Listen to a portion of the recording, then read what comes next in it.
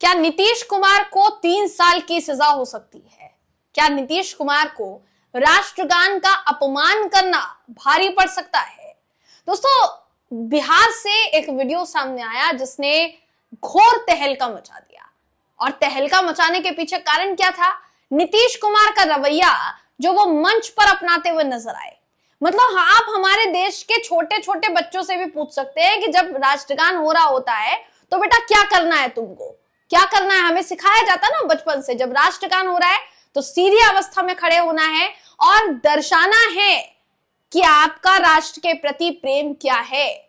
और ये हर भारतीय को पता है दोस्तों, हर एक भारतीय, हर एक नागरिक ये जानता है कि जब राष्ट्रगान चलता है, कानों में सुनाई देता है, तो तुरंत खड़े हो जाना है और सीधी मुद्रा में खड़े होना है तब तक जब तक राष्ट्रगान खत्म नहीं हो जाता।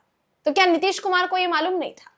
नीतीश कुमार का एक वीडियो वायरल हुआ जिसके बाद विपक्ष ने सलाह दे दी है कि अगर नीतीश कुमार से संभल नहीं रहा है, सत्ता पक्ष का जो पद है, मुख्यमंत्री का जो पद है, अगर उनसे संभल नहीं रहा है, अगर वो राष्ट्रगान का अपमान करते हैं कभी, तो कभी महात्मा गांधी की पुण्यतिथि पर ताली बजा देते हैं, तो अगर उनसे ये सारी चीजें नहीं संभल रही है, उनको बिना देर किए अपने बेटे के हाथ में सत्ता सौंप देनी चाहिए। ये कह दिया राबड़ी देवी ने। और तेजस्वी यादव ने तो कह दिया कि इनको मुख्यमंत्री पद से इस्तीफा ही दे देना चाहिए। ऐसे मुख्यमंत्री होने का क्या फायदा जिनको ये तक नहीं पता कि राष्ट्रगान का अपमान हो रहा है और इनको चुप रहना है, खड़े होना है, सीधी अवस्था में खड़े होना है। पूरा मामला क्या है बताऊंगी इस वीडियो में आपको, आखिर तक इस वीडियो को जरूर देखिएगा। नमस्कार दोस्तों, मेरा नाम है जयंती झा और आप देख रहे हैं न्यूज सर्कल। दोस्तों, नीतीश कुमार बिहार के मुख्यमंत्री हैं, आज से नहीं है, कई साल से है, देश के रेल मंत्री रह चुके हैं।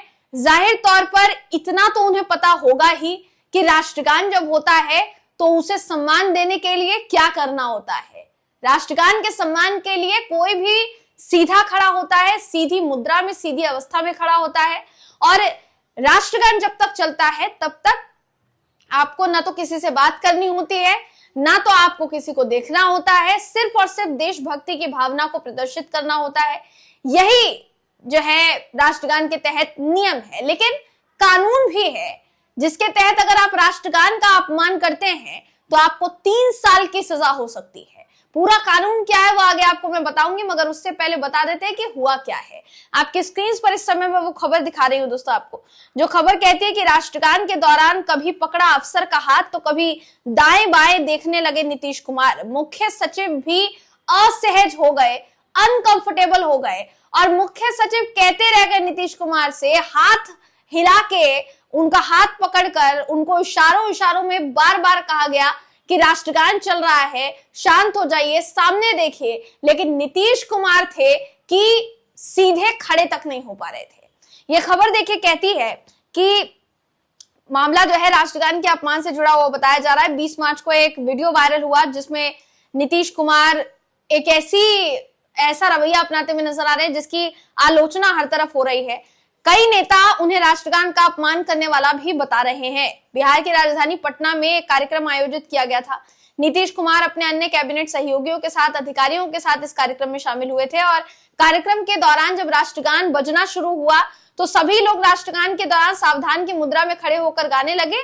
नीतीश कुमार भी गाने लगे, लेकिन नीतीश कुमार अपनी उस अवस्था में राष्ट्रगान खत्म होने तक खड़े नहीं रह पाए दोस्तों, सीधे खड़े नहीं रह पाए। वीडियो में देखा जा सकता है कि राष्ट्रगान के बीच नीतीश कुमार प्रदेश के आला अधिकारी को हाथ से कुछ इशारा करते हुए दिखाई दे रहे हैं। राज्य के मुख्य सचिव दीपक कुमार बार बार उनको हाथ लगाकर बोलते हैं कि शांत हो जाइए, शांत हो जाइए। लेकिन उस दौरान दीपक कुमार असहज हो गए, मगर नीतीश कुमार असहज नहीं हुए। नीतीश कुमार से सावधान की मुद्रा में खड़े होने के लिए बार बार कहा जा रहा था, लेकिन नीतीश कुमार नहीं हो पाए दोस्तों।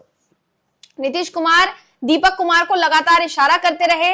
कुछ सेकंड बाद यह भी देखा गया उनको कि नीतीश कुमार मंच से नीचे जो कोई व्यक्ति खड़ा है उसको नमस्कार करते हुए भी नजर आ रहे हैं। देखिए, इतना लॉजिक, कॉमन लॉजिक सब में होता है कि जब राष्ट्रगान चल रहा है तो राष्ट्रगान सुनते ही आपको खड़े हो जाना है और सीधी अवस्था में खड़े होना है तब तक जब तक राष्ट्रगान खत्म नहीं होता। जैसा मैंने कहा, बच्चों को ये पता है दोस्तों।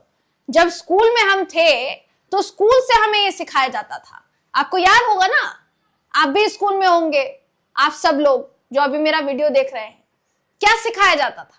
सुबह स्कूल जाते ही प्रेयर होती थी और उस प्रेयर में जितने भी बच्चे खड़े होते थे उनको वंदे मातरम से लेकर जनगण मन, जो कि राष्ट्रगान है हमारा सम्मानित राष्ट्रगान, वो सिखाया जाता था।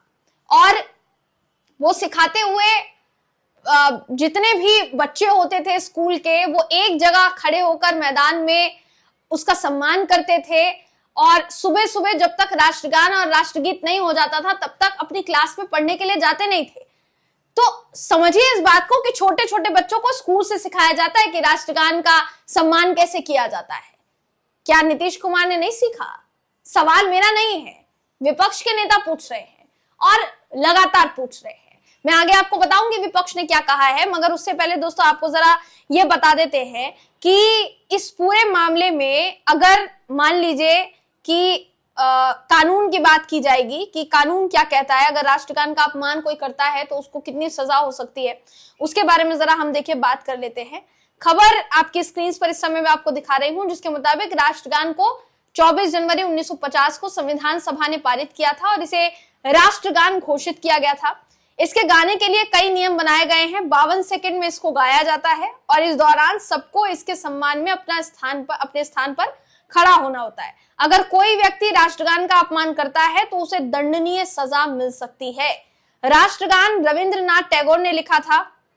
Prevention of insults to national honour act 1971, इसके तहत राष्ट्रगान का अपमान अगर कोई करता है तो वह दंडनीय अपराध है। कोई अगर उल्लंघन करता है तो उल्लंघन करने पर उसको 3 साल की जेल या जुर्माना या फिर दोनों ही सजा हो सकती है। साथ ही राष्ट्रगान को जानबूझकर रोकने या फिर राष्ट्रगान गाने के लिए जमा हुए ग्रुप के लिए बाधा खड़ी करने पर अधिकतम 3 साल की सजा हो सकती है, जुर्माना भी लगाया जा सकता है। तो राष्ट्रगान के दौरान सम्मानजनक मुद्रा में अगर कोई खड़ा नहीं होता है तो जाहिर तौर पर उसके खिलाफ एक्शन लिया जा सकता है, उसको सजा हो सकती है।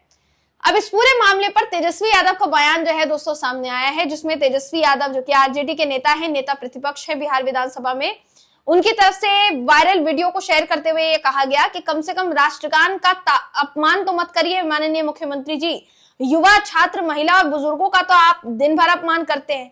कभी आप महात्मा गांधी जी के शहादत दिवस पर ताली बजाकर उनकी शहादत का मखौल उड़ाते हैं तो कभी राष्ट्रगान का मखौल उड़ाते हैं। आपको याद दिला दें, एक बड़े प्रदेश के मुख्यमंत्री हैं आप, चंद सेकंड के लिए भी आप मानसिक और शारीरिक रूप से स्थिर नहीं है और आपका इस पद पर बने रहना प्रदेश के लिए चिंताजनक बात है। बिहार को बार बार अपमानित मत कीजिए, ये तेजस्वी यादव ने कहा। दूसरी तरफ राबड़ी देवी का जो बयान है वो भी सामने आया है दोस्तों, जिसमें राबड़ी देवी ने साफ साफ कह दिया कि अगर आपसे पदभार नहीं संभल रहा है, अगर नहीं संभाल पा रहे हैं आप ये मुख्यमंत्री का पद, तो आप एक काम कीजिए, आप सीधे तौर पर ये पद जो है वो छोड़ दीजिए और ये जो सत्ता है ये अपने बेटे को सौंप दीजिए। ये कहती हुई नजर आई है राबड़ी देवी।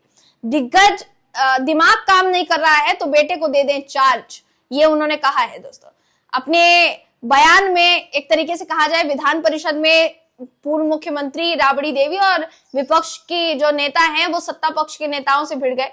उन्होंने कहा अगर नीतीश कुमार का दिमाग अब काम नहीं कर रहा है तो उन्हें अपने बेटे निशांत को मुख्यमंत्री बना देना चाहिए।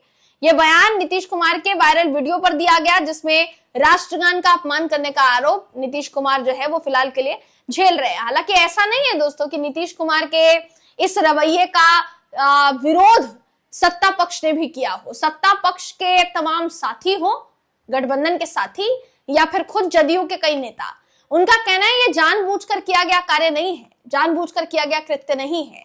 इसलिए ये तो जानबूझकर नीतीश कुमार को बदनाम करने की साजिश जो है रची जा रही है। लेकिन सोचने वाली बात है, अगर यही काम, अगर यही अपमान किसी विपक्ष के नेता ने कर दिया होता तो क्या होता?